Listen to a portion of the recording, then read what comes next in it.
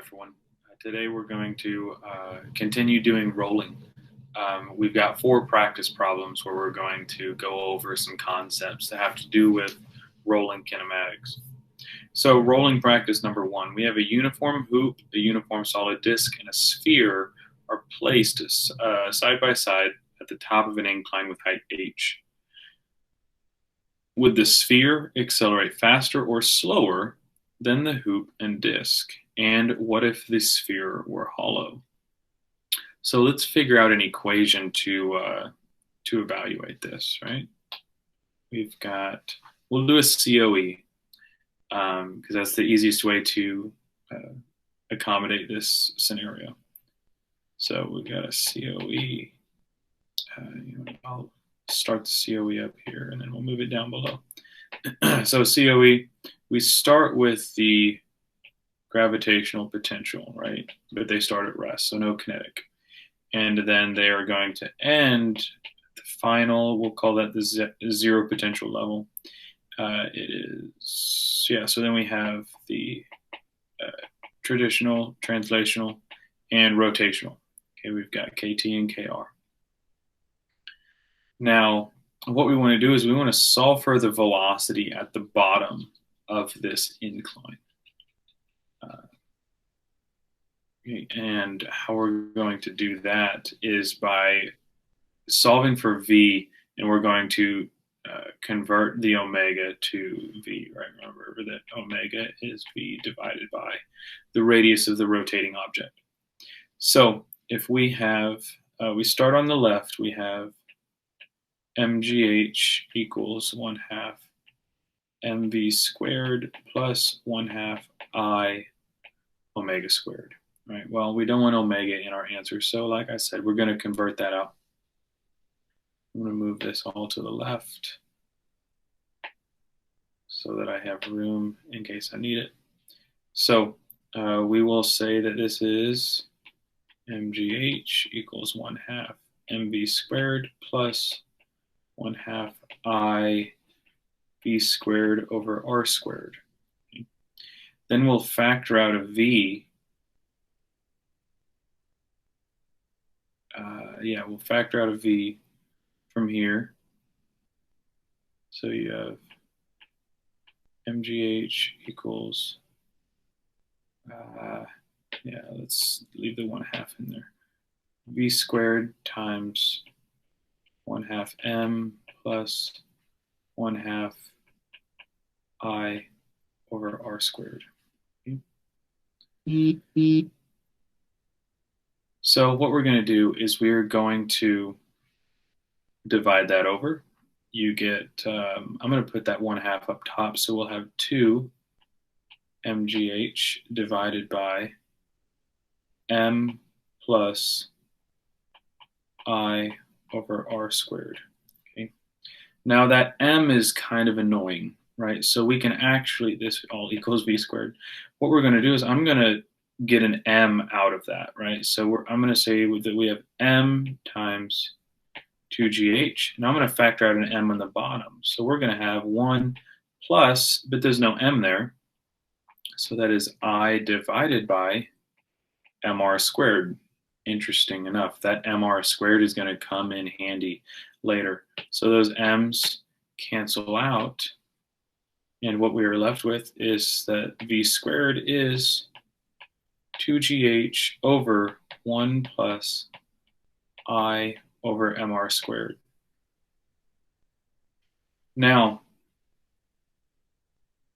that didn't tell us which one is going to go faster, but what we can do is we can use our prefabs from the moments of inertia to figure out which one is going to have the greater velocity at the bottom of the incline, right? So let's get those prefabs. Our prefabs, let's see, what shapes do we have? We have a, what did they call it? Is it a hoop? Okay, so a uniform hoop. That is mr squared. Next we have a solid cylinder. Okay, solid cylinder, that is mr squared over 2 I'm going to keep that in fraction form. 1/2 mr squared. The next one we had was a solid sphere, and then it even asked, what if the sphere was hollow? So we'll consider both of those. Okay, so we've got a hollow sphere. Hollow sphere. Where's my hollow sphere at? Oh, it's, of course, where I can't see it. So the hollow sphere is 2/3. See, so we've got 2/3 mr squared, and then the solid sphere is 2/5 mr squared. Okay. So if we plug that in, we're not changing g or h. That's just gravity and the height of the incline. They're all going down the same incline, so that doesn't matter. The I over mr squared is going to be the determining factor. Okay. So this is going to be an inverse square relationship, right? Not inverse square, an inverse relationship. The smaller the denominator, the larger the velocity, right? So if you have a really high denominator, that means you're going to have a really low velocity, right?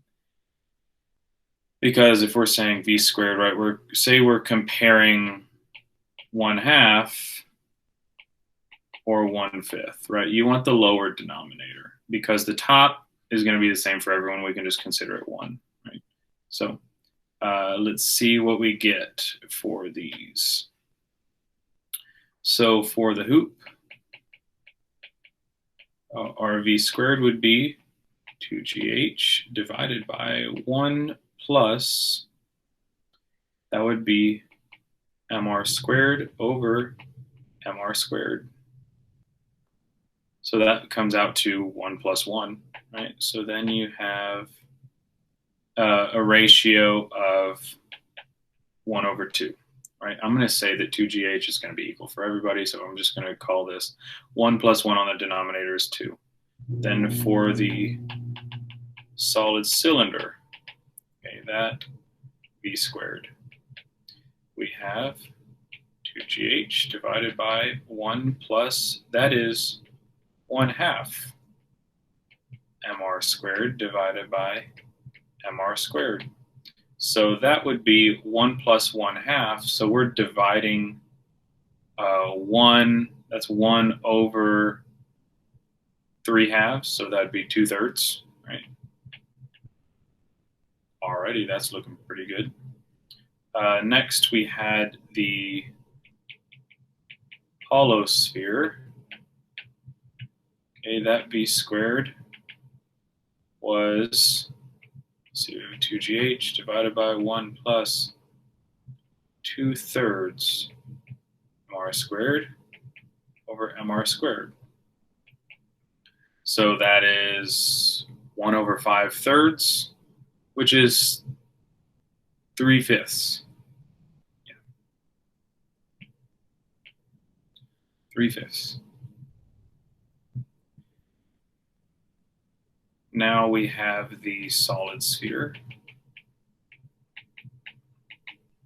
and that v squared would be 2gh divided by 1 plus 2/5 mr squared over mr squared, right? So that would be 1 divided by 7/5, which would be 5/7. Right? So if we were to rank those, right? If we were ranking them, let's see, we have 5/7. Darn, what is 5/7? I can't remember. 1 second. Let's see. What is 5/7? Okay, so 5/7, that's 0.71. Yeah. All right, so we got 0.71. 3/5, that's 0.6. 2/3 is 0.66. Okay, so if we rank these, you've got solid sphere that would be greater than the solid cylinder, because that's at 2/3, that's 0.67. Then the hollow sphere at 0.6, then the hoop at 1/2, right? So notice that the higher the ratio, right? The greater your moment of inertia, the lower you are on this scale. Notice that the hoop, we look up here, right? The hoop is basically got a 1. Then the hollow sphere is next. Goodness, where am I at? There we go. Hollow sphere is next at 2/3. Then you have the solid cylinder, then you have the solid sphere, right? So it goes on higher moment of inertia, hoop, hollow sphere, solid cylinder, solid sphere. But notice that's backwards from here. The greater velocity, you have solid sphere, solid cylinder, hollow sphere, and hoop. Now, why would that be? Well, we have to remember that moment of inertia is a resistance to acceleration, right? The greater moment of inertia, the stronger torque it will take to generate angular acceleration, right? From the idea torque equals I alpha, right? So if you have a higher moment of inertia, it actually will take you longer to accelerate to a higher velocity. So that's why we see this this relationship here. All right. That was everything they asked us. Now, rolling practice number 2. A 4-kilogram bowling ball with a moment of inertia of 1.6 times 10 to the negative 2 kilogram meters squared and a radius of 10 centimeters rolls down. That seems like a really small bowling ball. I don't know that seems weird. Radius. Sorry, radius. Okay, that seems fine. Radius of 10 centimeters, 0.1 meter, rolls down the lane without slipping at a constant linear speed of 4 meters per second. Find the kinetic energy of the ball. Okay, that seems pretty straightforward.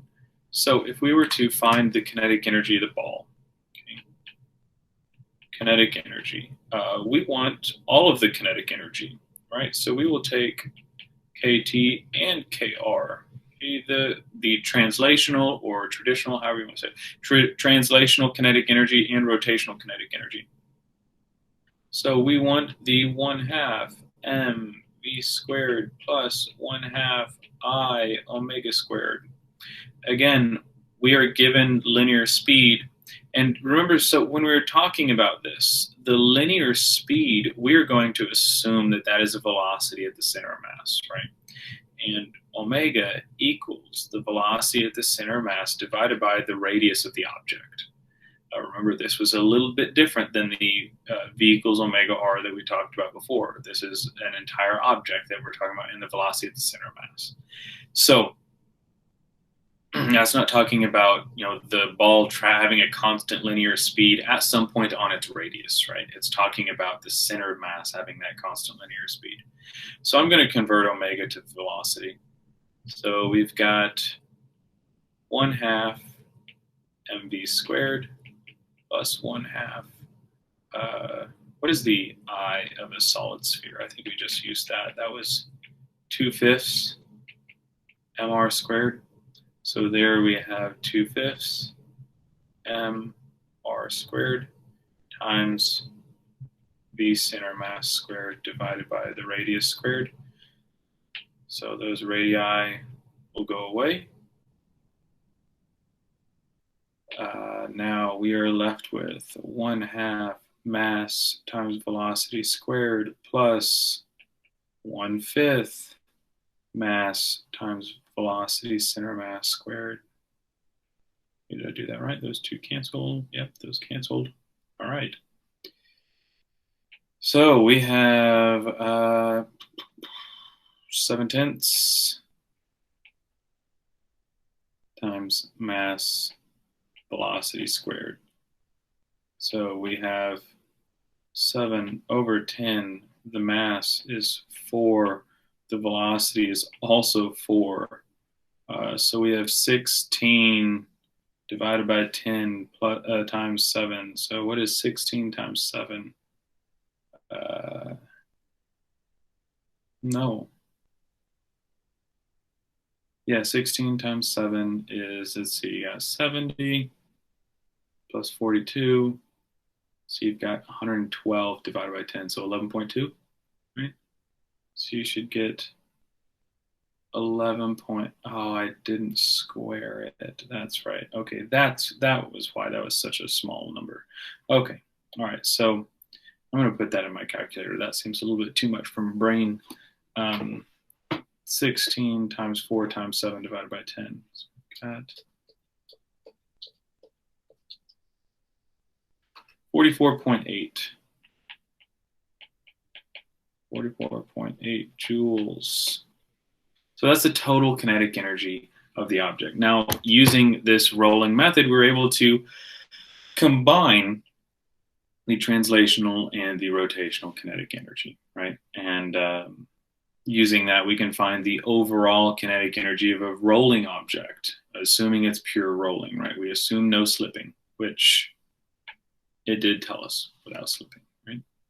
All right, good. Third, rolling practice. We have a ring of mass 2.4 kilograms, an inner radius of 6 centimeters, and an outer radius of 8 centimeters, rolls without slipping up an inclined plane with a theta, an angle of incline of 36.9 degrees above the horizontal. When the ring is at a position 2 meters up the plane, its speed is 2.8 meters per second.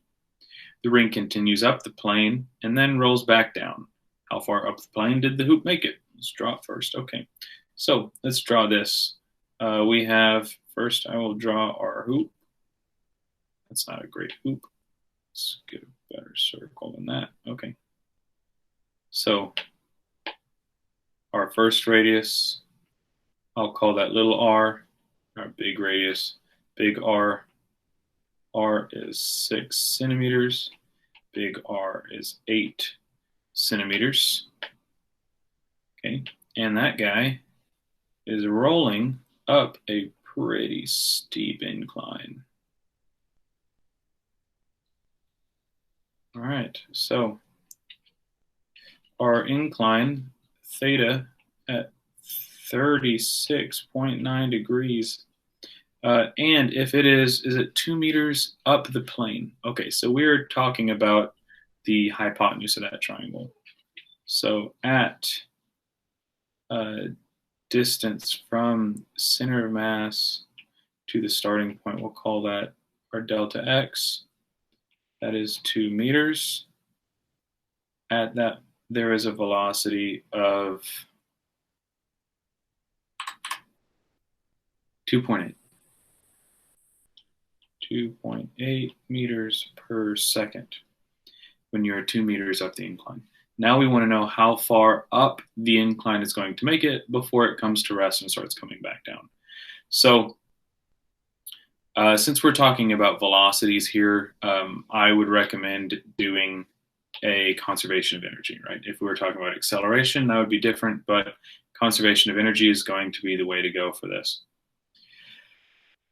So we'll set up our COE here, and then we'll continue down on the next slide. So we start with, well, I'll write it all out. So you've got gravitational potential, you've got both types of kinetic energy, right? And it is going without slipping.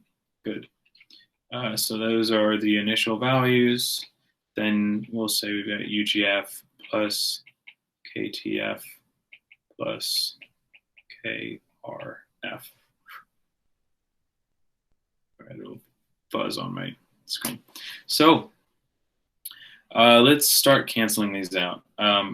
We'll say our lowest point right here, we'll say that is our ZPL. So our final position, we have to remember it's relative to the 2 meter mark. So remember that. We're going to have to account for that. It is rolling at that 2 meter mark, but it is not rolling it is at rest when it makes it to its maximum distance, right? So we also want to make a note that h is here and x is on the hypotenuse. So that relationship is shown by sine theta equals h over x. So we will have to use that to find, we're going to convert our h to x, basically. So let's see what we've got. We have a 1/2 m v naught squared plus 1/2 I omega squared equals mgh. And I'm going to actually change that h right now. That h will be x sine theta. All right, so we will take we have our moment of inertia, don't we? No, we don't. Okay, we have inner radius and outer radius. So we do want to take note that the omega here, right? I am going to convert omega to v center of mass over r, but remember, in this, that r is always the outer radius of the object because we're talking about the center of mass, right? The velocity of the center of mass of the object equals omega times the radius of the object. So I'm going to use the big R, right? 8 centimeters, that outer radius, when I convert this. Our moment of inertia, okay, we are using a hoop. So that would be, okay, I is 1/2 m. I'm getting this from our prefabs, r1 squared plus r2 squared. Okay? That's going to be what we're using for our moment of inertia. I'm going to save that for last. I'm not going to, well, I'll put it in so I can cancel out those m's. So we have 1/2 m v initial squared plus 1/2 times 1/2 m r1 squared plus r2 squared. And that is times v center mass squared divided by r2 squared. I'm going to actually keep this in the verbiage that I used in my drawing just to keep everything square. All right. And that all equals mgx sine theta. Now I'm going to get rid of those masses. Those will all cancel. Now what we want to do is we are trying to solve for x. So let's see what we have here before we start canceling and dividing. We've got 1/2 v naught squared plus 1/4 r squared plus r squared times v naught squared divided by r squared. And that all equals gx sine theta. Okay. Getting kind of messy. Now, what we will do is divide by g sine theta. Should I simplify that any? I have all those values. I guess I can just plug and chug.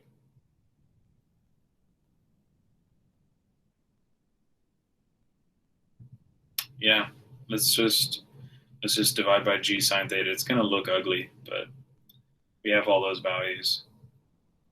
1/2 v naught squared plus 1/4 r squared plus r squared divided by r squared times, again, v naught squared. So I could factor out that v naught squared if I wanted to. Divided by g sine theta. That is all going to equal the distance up the plane that we're traveling, right? So what we can do is say that this is v naught squared times 1/2 plus 1/4 r squared plus r squared divided by r squared. Lots of r's. All of that divided by g sine theta. Now let's plug and chug. X equals velocity was 2.8. So you got 2.8 squared times 1/2 plus 1/4 times 6 squared plus, no, those are centimeters. We gotta fix that. 0.06 squared plus 0.08 squared divided by 0.08 squared.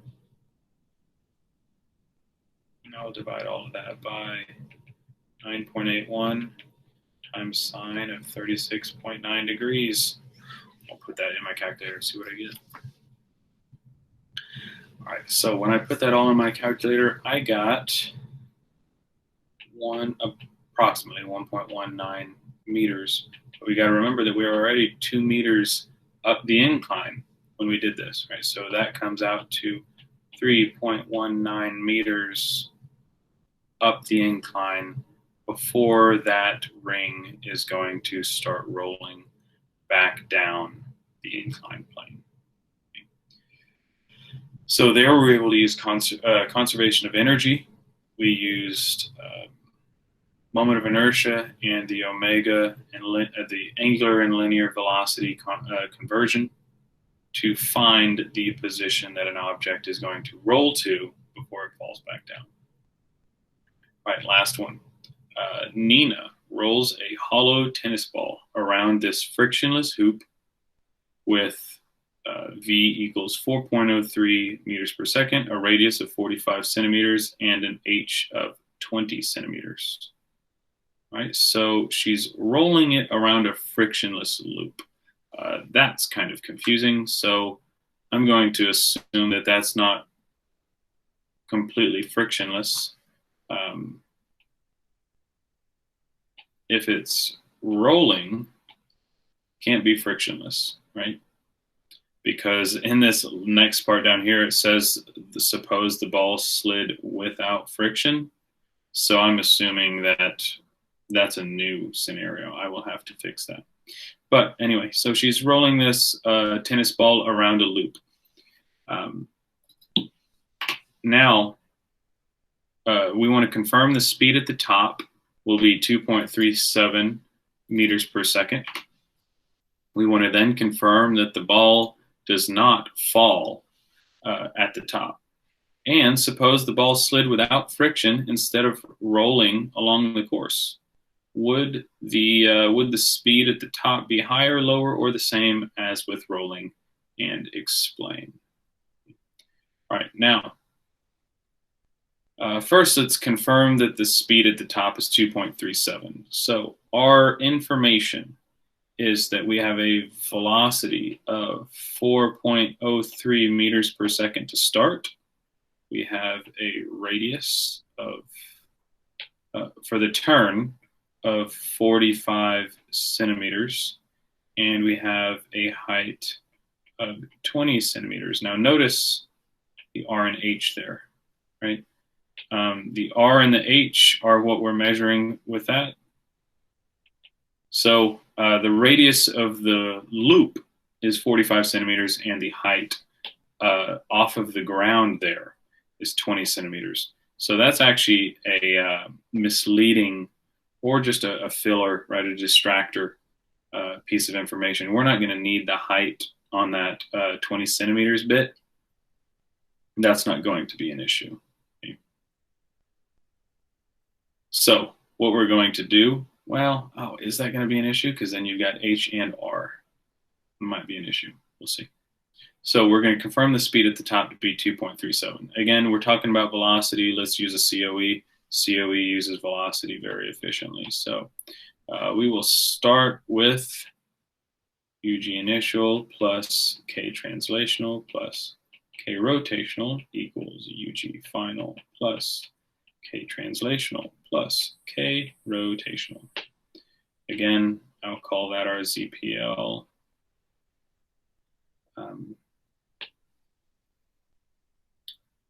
So we're going to gain that gravitational potential energy, and it's going to take away from the initial kinetic energies. Right, now we are looking for the velocity. We want to make sure that that is, in fact, 2.37.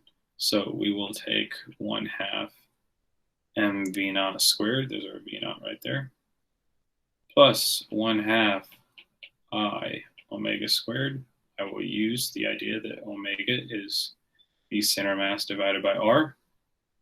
And then we get mgh plus 1/2 mv final squared plus 1/2 I omega final squared. And again, I will use that concept of omega equals v cm over r because we need v, right? We want to know the final velocity. Okay, so let's break this down, right? We have 1/2 m v naught squared plus 1/2 I v naught squared divided by r squared equals mgh plus 1/2 mv final squared. Remember that v final is what we're shooting for, plus 1/2 I v final squared divided by r squared. So unfortunately, the i's and the m's are mixing, so we're not going to be able to cancel those just yet. Now, what is this? This is a hollow tennis ball.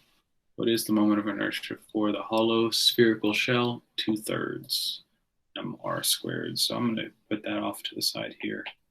I equals 2/3 mr squared. I'll go ahead and cancel those now. I'll put that in and we can get the m's and the r's out of the way. So I'll actually just put that in right here. So here, yeah, I'll have to rewrite that. 1/2 m v naught squared plus 1/2 times 2/3 mr squared times v naught squared over r squared. So those r's are going to cancel. Once everything has an m in it, then the m will cancel as well. 1/2 mv final squared, that's our goal, plus 1/2 times 2/3, so we're at 3 mr squared, and again, that's our goal, and that will cancel. So r squareds cancel, m, and then those r's cancel as well. So let's rewrite this before we move on. We have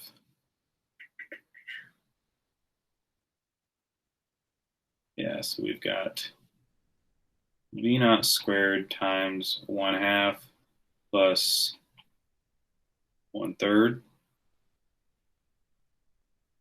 equals gh plus v final squared times 1/2 plus 1/3. Okay. So what we're going to do is subtract GH and divide by that 1/2 plus 1/3. I'm going to just evaluate that. 1/2 plus 1/3 is what, 2, 6, 3, 6, 5, 6. Okay. So we have 5, 6 v naught squared minus GH divided by 5, 6 equals vf squared, right?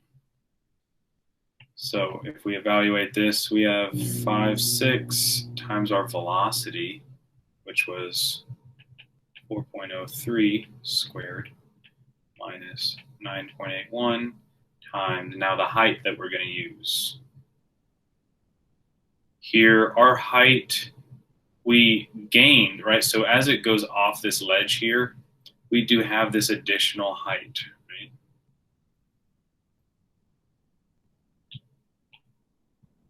But if this was our ZPL, it needs to be relative to that point. So I'm only going to consider 2r as our height. I'm not going to consider that extra h there. So r was 45 centimeters, so this will be 90 centimeters, or 0.9. And then we will divide that by 5/6.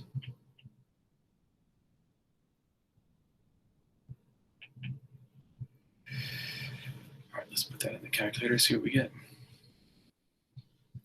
All right, so when I put that in my calculator, that is no longer squared. The velocity that I got was 2.38 meters per second.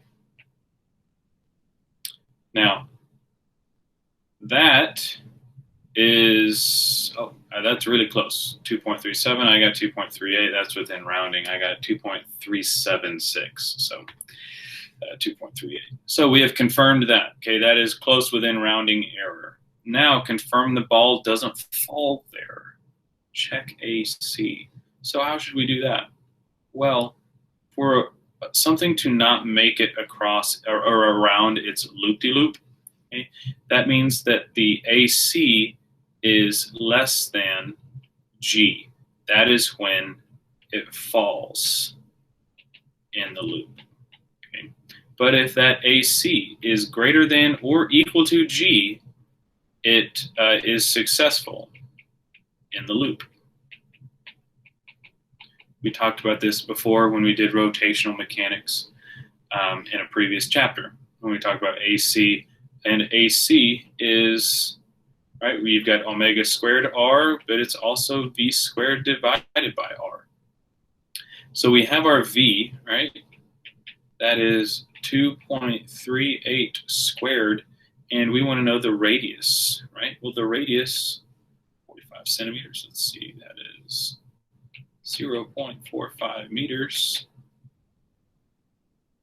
Let's see, is that going to be, I believe that's going to be greater than G. That should be quite a bit greater than G. That is, whoops, there we go. Yes, I got 12.59. And 12.59 is greater than 9.81. That's bad physics. Where are your units? 12.59 meters per second squared greater than 9.81 meters per second squared. So yes, it does make it around the loop-de-loop. So we are successful. So Nina threw a good tennis ball. Now we're going to suppose the ball slid without friction instead of being rolled along the course. Would the speed at the top be higher, lower, or the same as with rolling? Explain. So what we have to do here, okay, we need to find the speed, right? We're judging the speed. Well, when we found the speed, we took into account rotational kinetic energy. We need to take that out. So I am going to borrow this conservation of energy. We're going to say that we're going to ignore all the rotation. So this is going to be KT equals UG final plus K final. Okay. So if that is 1/2 mv naught squared equals mgh plus 1/2 mv final squared, using capital M. Let's see, masses go away. What we'll do is have V naught squared, 1/2 V naught squared minus GH divided by 1/2. So I'll just say that is 2GH. Right. And that is V final squared. Let's look at what we had before for V final squared.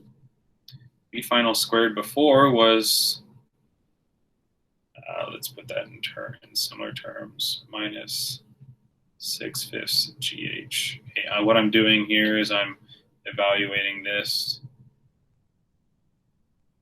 to put it, if you divide that 5/6, right, that goes away from the v naught squared, but then multiplied by the reciprocal on the g. So here, that is with rolling. So what you're really doing, you're subtracting 2gh, and then you're subtracting 1 1/5 gh. Well, if you subtract 1 1/5 gh, that will give you a greater velocity than if you subtracted 2 full GHs, right? So that means that this is the greater one. And if you have without rolling, you actually have a less velocity, a lower velocity. It is lower than as if you're rolling, okay? So it's less because of the ratio. And why would that be lower? Okay, so think about that. If she is rolling this object around the loop, okay, first you got to take into account that it already, just because it's rolling, if you're moving at, what is it, 4.03 meters per second, you already have so much more energy because you're rolling, right? Because you don't just have 1/2 mv squared, you also have 1/2 I omega squared, which already means you have more energy going into the turn. So when you start losing energy as you convert your kinetic to gravitational potential, you already have more energy to lose, which means that when you lose that energy, you're still going to have more left over to be factored into your kinetic. So the rolling actually contributes more energy to your kinetics, or to your kinematics. Right, that is going to wrap up rolling for this chapter. And then in the next video, we're going to really move on to angular momentum by starting with, I believe we start with the cross product.